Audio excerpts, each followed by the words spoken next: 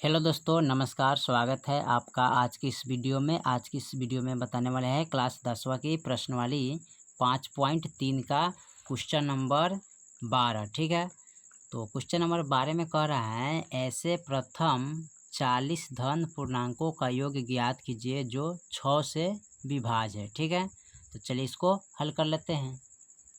चलिए, तो यहाँ पर क्वेश्चन नंबर 12 को नोट कर लिया। ठीक है, 6 का 6, 6 दूनी 12, 36 18, 6 चौका 24। ठीक है, डॉट डॉट इस तरह बढ़ते जाएगा। ठीक है, तो हमें 40 पूर्णांकों का यानी कि यहाँ पर ज्ञात करना है। ठीक है, तो चलिए यहाँ पर इसको हल करते हैं। तो यहाँ पर लिखेंगे a बराबर 6। ठीक है, उसके बाद लिखेंगे d बराबर, यानी कि दूसरा पद में से पहला पद को घटाएंगे तो 12 माइनस 6 तो कितना आएगा 6, और यहाँ पर n बराबर 40। ठीक है, तो चलिए इसको हल कर लेते हैं।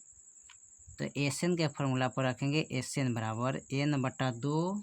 ठीक है, और यहाँ पर लिखेंगे 2a प्लस n-1 गुने क्या होता है d, कोष्ठ बंद। ठीक है, चलिए तो यहाँ पर लिखेंगे n का मान कितना है 40/2, 2 गुने a का मान कितना है 6 प्लस n का मान कितना है 40 माइनस के 1 गुने d का मान कितना है 6, फिर कोष्ठ बंद। अब यहाँ देखिए 20 दूना 40 कट गया तो 20।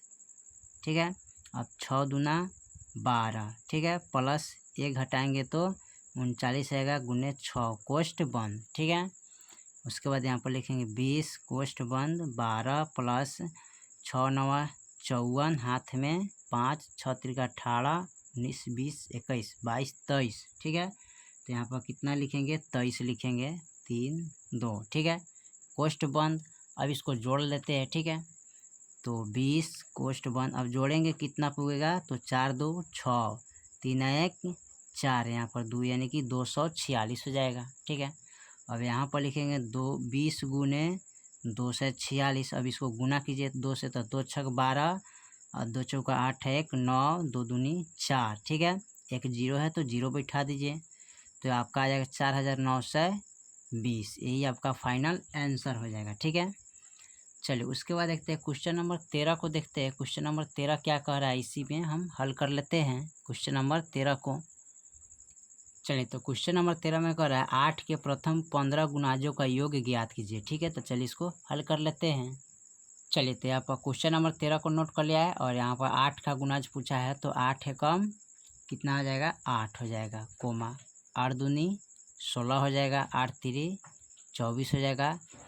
ठीक है, डॉट डॉट डॉट आप 15 8 20 है तो 120 हो गया। an बराबर, अब यहाँ पर लिखेंगे a बराबर 8, d बराबर दूसरा पद में से पहला पद को डायरेक्ट आप हटा दीजिए, 16 माइनस 8 तो कितना बचेगा 8। ठीक है, उसके बाद कह रहा है अंतिम पद यानी कि an बराबर, तो अंतिम पद कितना है 120, तो 120 लिखिएगा। ठीक है, अब यहाँ पर क्या करना है पदों की संख्या,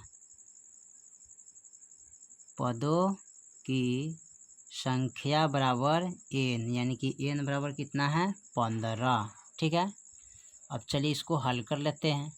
तो कैसे हल करेंगे यहाँ पर देखिए, तो यहाँ पर लिखेंगे एन का फॉर्मूला पर इसको हल कर लेंगे। ठीक है, तो एन का फॉर्मूला पर इसको हल करेंगे तो एन बराबर n/2।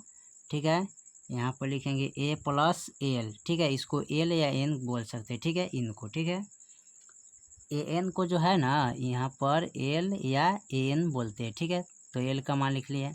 अब n का मान कितना है 15/2। ठीक है, और यहाँ पर हो जाएगा a का मान 8 प्लस l का मान 120, कोष्ठ बंद। ठीक है, अब यहाँ पर देखिए लिखेंगे 15/2, अब यहाँ पर जोड़ेंगे तो 128 हो जाएगा, कोष्ठ बंद। 15/2 गुने 128। ठीक है, अब इसको कटाइएगा।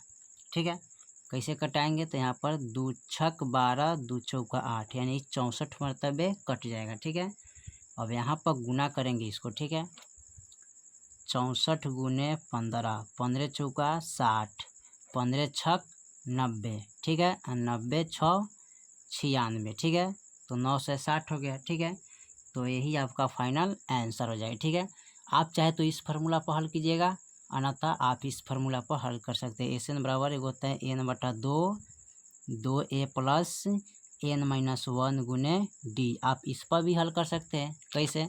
तो यहाँ पर n का मान लिखिएगा 15/2, 2 गुने a का मान है 8 तो 8 लिखिएगा, प्लस n का मान है 15-1 गुने d का मान कितना है इसमें 8।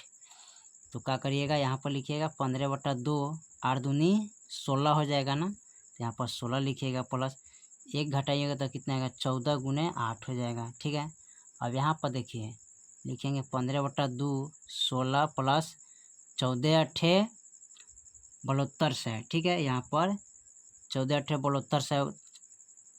ठीक है, तो 14 क्या होता है 72। तो यहाँ पर लिख सकते हैं। चलिए तो यहाँ पर लिखते हैं 14 × 72 कोष्ठ बंद। अब इसको जोड़ लीजिएगा 15/2। अब यहाँ पर जोड़ा 6 2 कितना होता है 8। ठीक है, 1 1 2, यहाँ पर 128 आ गया। ठीक है, अब यहाँ पर क्या करते हैं, इसको लिखेंगे 15/2 गुने 128। अब इसको गुना कीजिए, कटाइएगा तो 2 × 6 = 12, 2 × 4 = 8, यानी कि 64 मरतबे कट गया। और यहाँ पर 64 गुने 15 कीजिएगा। ठीक है, तो 15 × 4 = 60, 15 × 6 = 90, 90 × 6 = 96, यानी कि 9 से 60 आ जाएगा। ठीक है, यही आपका फाइनल आंसर हो गया। ठीक है, तो आप चाहे तो इस फार्मूला पर हल कीजिएगा, अन्यथा यह छोटे वाले फार्मूला का यूज कीजिएगा। ठीक है, तो इस पर भी हल हो जाएगा। चलिए तो क्वेश्चन नंबर 12 और 13 कंप्लीट हो गया। फिर मिलते हैं अगले वीडियो में, तब तक लिए जय हिंद जय भारत।